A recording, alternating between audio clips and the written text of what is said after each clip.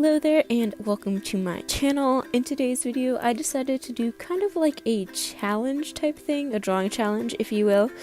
So I'm not sure if I saw someone actually do this or if it was somewhere out there already. However, I decided to do a redraw the emoji in kind of your own art style challenge.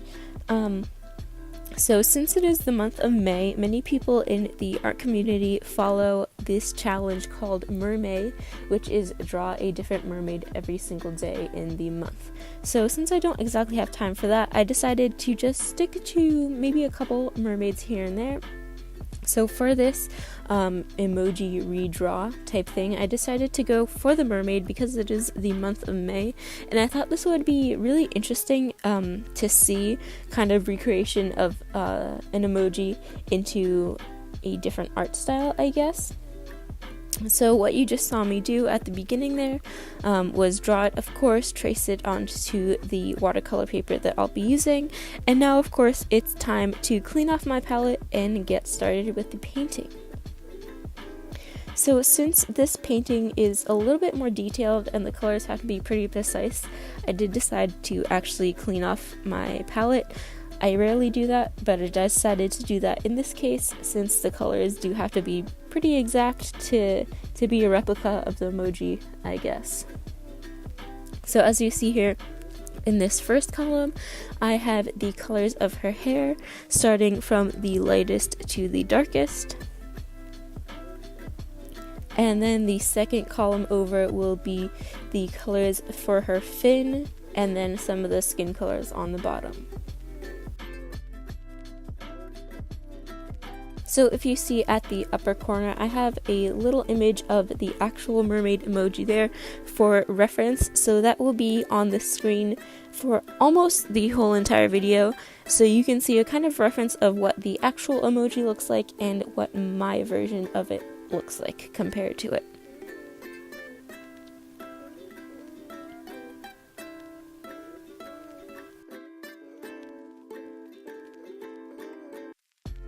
And starting off, I am doing the background. So I didn't want to just leave it a plain white background like the actual emoji is. So I decided to do kind of a sea ocean type thing because obviously it's a mermaid living in the ocean. So I will do a blue background and then with some liquid, masking fluid, there we go. With some liquid masking fluid, I masked the background of the paper, creating a couple bubbles, and then I painted a flat wash of blue as the water in the ocean, and then later on I will remove the masking fluid and it will hopefully, fingers crossed, stay white so I can paint bubbles on top of that.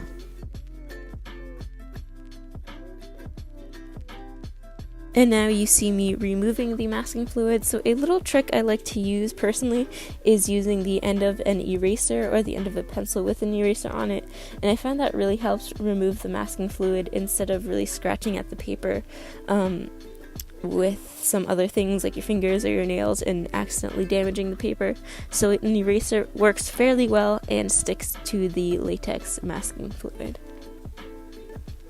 And now to paint the actual bubbles, I just simply took a darker wash of paint right at the top, blended it out a little bit, and then added a nice highlight on the top as well.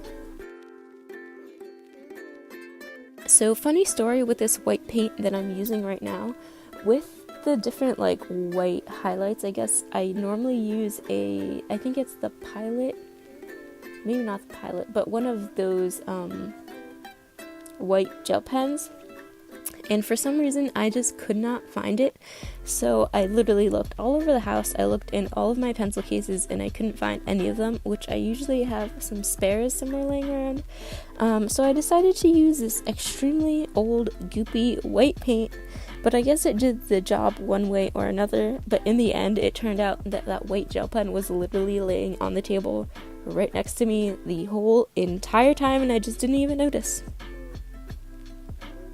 And now exhibit B of my lovely hair being exactly in the way of everything I'm painting This happened a couple times throughout the video, but of course I cut them out, for gosh sakes.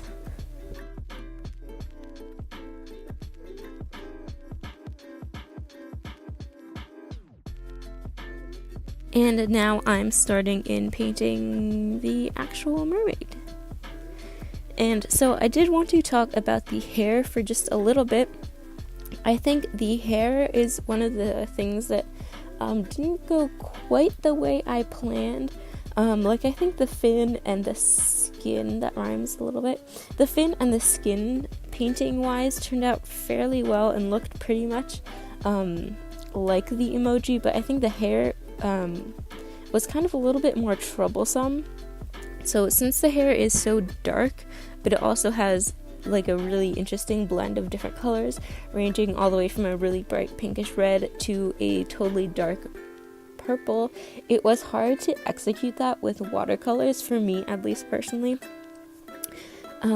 And I think I just went way too dark, way too fast. So especially right now, I'm adding in that darkest purple, and I think I went a little bit too overboard with that, and it just got way too dark, way too fast. And again, with kind of the brightest part of her hair all the way at the top, kind of by her forehead, in the actual image, it's a little bit more pink and a little bit more vibrant, but I think I went, again, too dark and too red, so it was hard to kind of reverse that, especially with watercolors. But in the end, I just put a little bit of white highlight on there, and I think it kind of worked out a little bit better than what it is right now.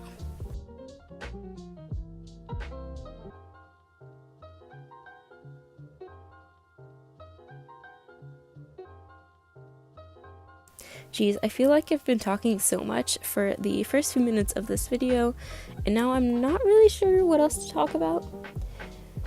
Yep, here we are.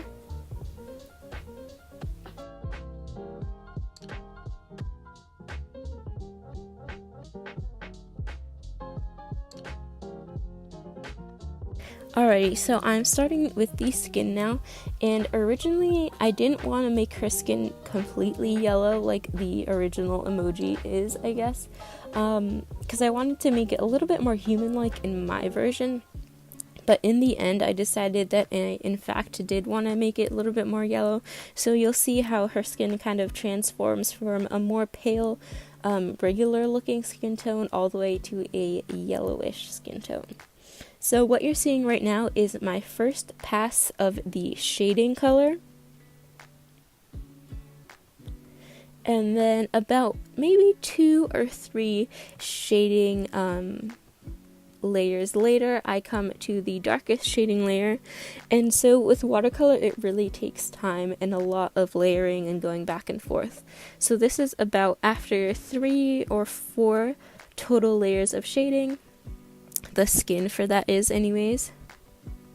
And you can see how I really built it up, and it still looks a little bit weird, but I'll fix that later on. But of course, it's a lot of layering and going back and forth with the different colors, waiting for one layer to dry, and then coming back with new paint and going over top of that. And so the colors look really blown out when I zoom in right here. But I swear her skin is not that yellow just yet, and it's a little bit more bright than the actual painting looks in the video right now.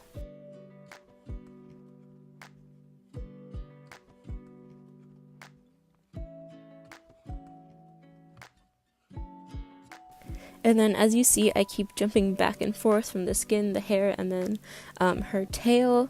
So I just add layers and layers and layers until I get to the colors that I'm really liking. And especially with the darkest darks, especially in her skin and the fin, it takes a lot of layering and patience for one layer to dry to add the darker layers, especially with watercolor. It's hard to sometimes build up those layers without that patience and waiting for each of them to dry. So that's really a crucial step in this or any other watercolor, and really trying to get a dark tone is really building up the layers, not just slapping on a black, for example, right away. But yeah, building up the layers. And now you can see for her skin, it's really turning quite yellow at this point. So what I'm doing is glazing. So I took a very watered down yellow color, but it was very bright, So I just went over top of her whole skin to make it a little bit more unified with the shading and make the skin a little bit more brighter. And now I'm just adding the final details with my white gel pen. And we couldn't end the video with a nice satisfying tape taking off the tape. I don't know what it's called, but of course I have a nice lovely little rip at the top of my page there. Pretend that isn't there, just keep moving. When is the next clip coming? Here we go. Okay, so thank you so much for watching. I will see you later, I guess, maybe. If you'd like, stick around and subscribe for more if you're interested. Thank you so much for watching, and yeah, toodles!